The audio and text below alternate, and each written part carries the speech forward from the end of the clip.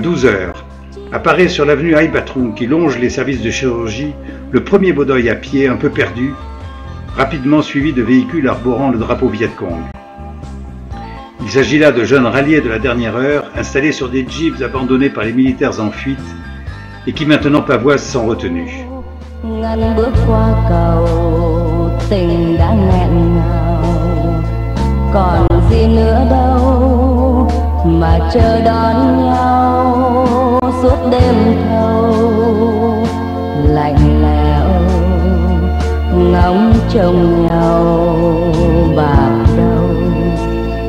Suivent très vite des camions de transport de troupes de l'armée du Nord, longeant indifférents les trottoirs jonchés des équipements des soldats du Sud qui tentent de regagner souvent en slip leur domicile ou en refuge quelconque.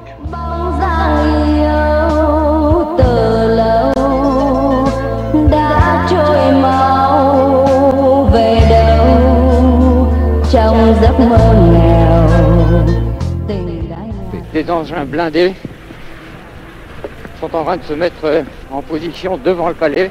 Je pense que ce ne sont pas des assaillants, ils ont le canon braqué directement sur le perron du palais, mais ce ne doit pas être des assaillants. Un char avec le drapeau Viet Cong est actuellement en train de se mettre en position.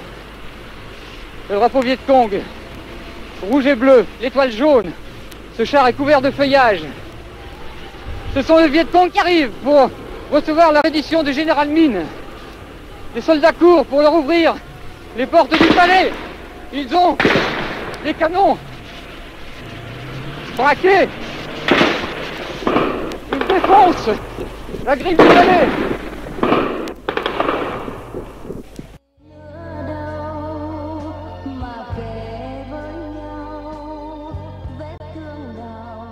Ici, la voix du Vietnam émettant de Hanoï, capitale de la République démocratique du Vietnam.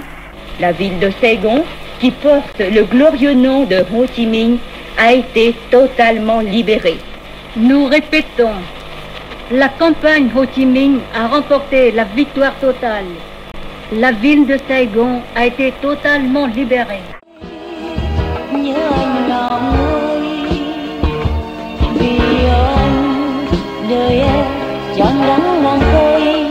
Dans l'après-midi, enhardis par le calme qui semble régner en ville, nous décidons avec Henri Pelou d'aller faire une exploration vers le palais présidentiel proche de Graal. Nous découvrons là une foule de badauds visiblement rassurés par un investissement en douceur, au moins pour les quartiers du centre, qui viennent en curieux observer leur nouveau maître et même engager des conversations avec les ennemis redoutés d'hier.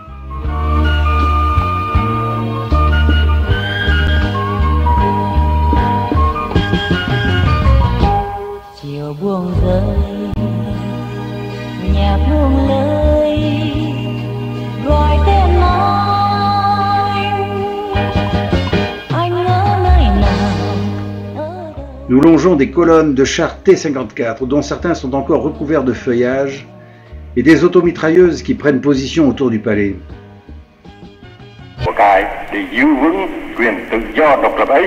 Le Vietnam a le droit d'être libre et indépendant et en fait est devenu un pays libre et indépendant. Tout le peuple du Vietnam est décidé à mobiliser toutes ses forces spirituelles et matérielles, à sacrifier sa vie et ses biens pour garder son droit à la liberté et à l'indépendance.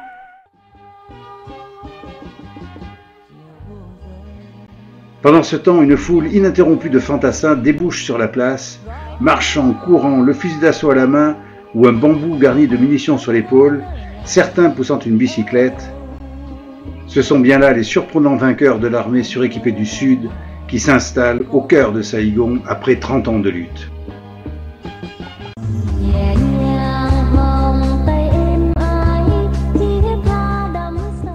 Je voudrais que vous demandiez à ce soldat du Viet Cong quel âge il a. 48 ans. Ça fait combien de temps qu'il fait la guerre dans les rangs du Viet Cong? Plus de 10 ans. Et qu'est-ce qu'il pense aujourd'hui alors qu'il est arrivé à Saigon en triomphateur? Il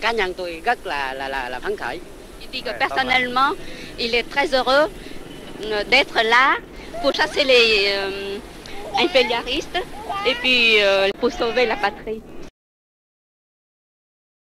Tout le peuple du Vietnam est décidé à mobiliser toutes ses forces spirituelles et matérielles, a sacrifié sa vie et ses biens pour garder son droit à la liberté et à l'indépendance.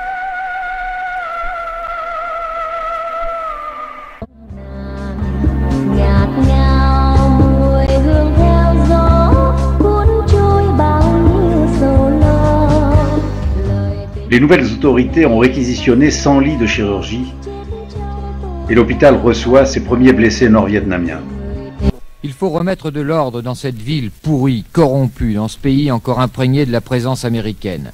On commence donc symboliquement par détruire le monument aux morts des GIs devant l'Assemblée nationale.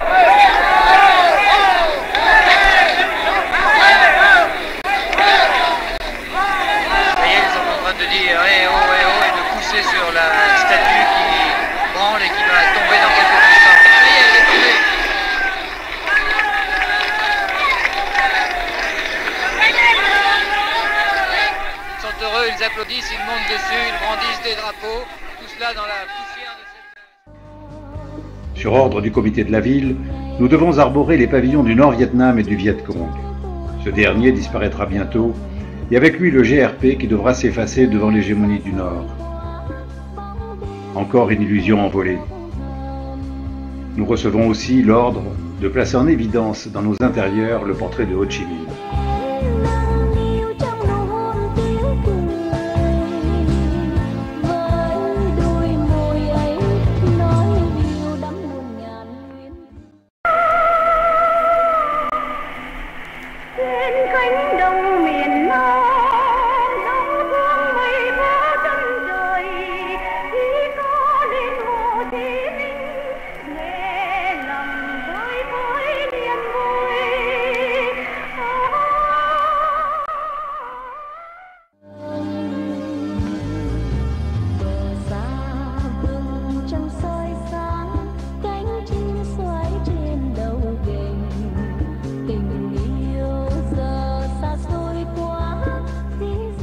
Après l'angoisse des derniers jours, la fuite éperdue de dizaines de milliers de Vietnamiens, les suicides, les drames et bouleversements que vient de subir la population, la vie semble reprendre un cours normal et les citadins, moment rassurés, arpentent le marché aux voleurs, où l'on remarque de nouveaux clients, des Nord-Vietnamiens, ébahis par la diversité des richesses qui s'étalent sous leurs yeux.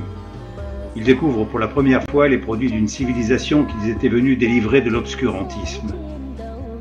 Nos marchands paraissent s'amuser de leur naïveté et tentent de leur céder au prix fort leurs articles de base, lunettes, montres, postes de radio. Les chaînes quadriphoniques, folie de ces dernières années, ne trouvent maintenant plus preneur.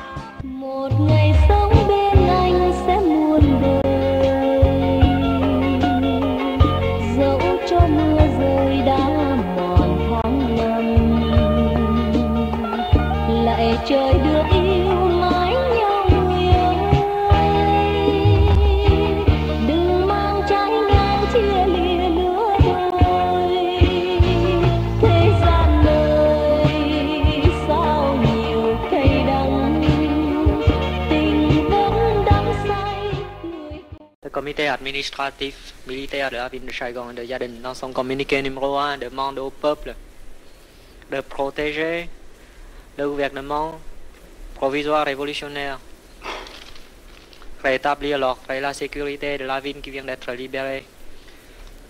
La vie et les biens du peuple doivent être protégés. À partir de maintenant, ceux qui brûlent, qui tirent, qui empoisonnent, qui tuent, qui volent, qui violent, qui portent atteinte à la vie et aux biens du peuple seront sévèrement punis. Les bordels, les dancing, les fumeries et la culture décadente américaine seront interdites. Communiqué numéro 2. Dans les 7 jours qui viennent, tout le monde doit remettre les armes, les explosifs. Et la population civile doit indiquer au gouvernement où se trouvent les stocks de munitions, d'explosifs, s'ils le savent, et dénoncer ceux qui essaient de cacher des explosifs et des armes.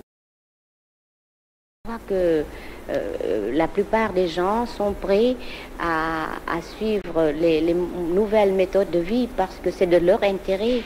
Par exemple, quand il y a des ruelles pleines d'ordures, si maintenant une nouvelle habitude s'instaure, c'est que tout le monde avec une pelle enlève le tas d'ordures. Je crois que cela ne choque pas les gens parce que les gens sont heureux de ne pas respirer cette puanteur. Alors si ne parlons pas de politique de façon trop abstraite, c'est seulement cette politique de travail collectif pour des intérêts collectifs, des intérêts communs dans la commune, dans le petit quartier. Ce sont des actions. Vous sauriez peut-être si on crie des slogans de socialisme, alors les gens n'y comprennent rien et c'est inutile de le faire. Par contre, nettoyer l'état d'ordures, participer à l'enlèvement des ordures, c'est du socialisme. Ce sera pour la santé de nos enfants dans le quartier. Alors les gens le font et ceux qui ne font pas, nous pensons que peut-être peu à peu ils auront honte de ce qu'ils n'ont pas donné leur contribution. Et ils réfléchiront sur cela et les gens peut-être ils seront mal vus. Contribution.